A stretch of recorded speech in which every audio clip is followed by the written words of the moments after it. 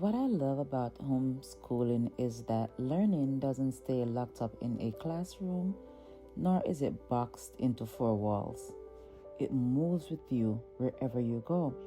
It lives in your footsteps. You carry it into the streets, into the mountains, into family reunions, even into unfamiliar cities. So this is my story. Today, as we made a long-awaited trip to visit my family that I haven't seen in a long time, I use this journey as a classroom on wheels, a lesson for Rahim, not in math or grammar, but in something much deeper: atmosphere, discernment, the environment. So as we drove through these beautiful hills, into the mountains, the wide open land whispered peace. The stillness sat heavy in the air, quiet, calm, serene. A large home rested like kings upon hills in the mountains. The king of wealth that doesn't shout, it just exists.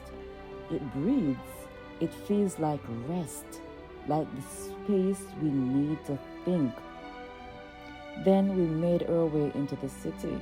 The skyscrapers were stretching into the sky like ambitions, glass towers catching the sunlight. They were built up to reflect dreams. The city pulses with energy. It's fast, it's alive, it's also relentless. A place where time walks quietly and money speaks loudly. It felt beautiful, powerful, majestic, but also demanding. And I had to explain each of these steps to Rahim. And then we kept driving. Now we got into the neighborhoods, the cities, the inner cities, where the streets were cracked and the building whispers their age, where life looked a little worn out, but still stood strong. We passed many people sleeping on the sidewalks, some curled up underneath their blankets, others laid barefoot under the weight of survival. You could feel the sorrow in the air. The hush wasn't peace, it was depression. The stillness wasn't calm, it was exhaustion. And yet you saw resilience. You saw the working class holding on, doing what they must do to survive each day. This was the humbler side of the city, and it had a spirit all on its own.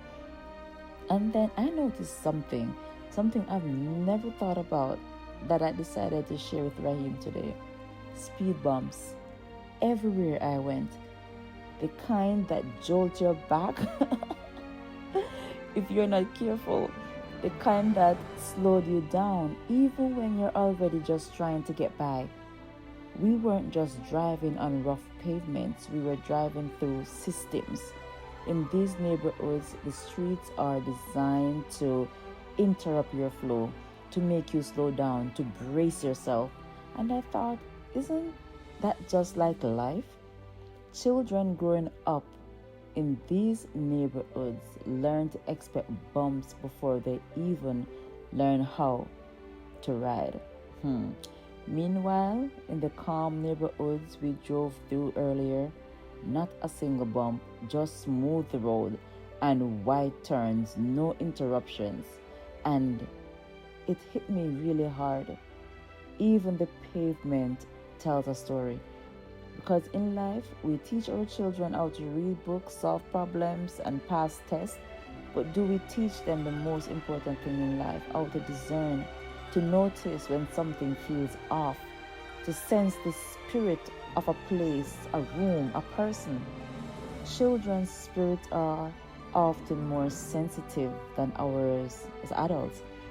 And it's time we stop muting that gift that God gives them.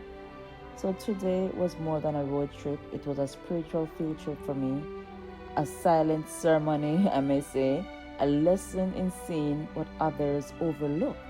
And at the end of the day, the most beautiful part of my journey was finally hugging my cousin that I have not seen for so many years. It just came full circle, and my heart was full of gratitude.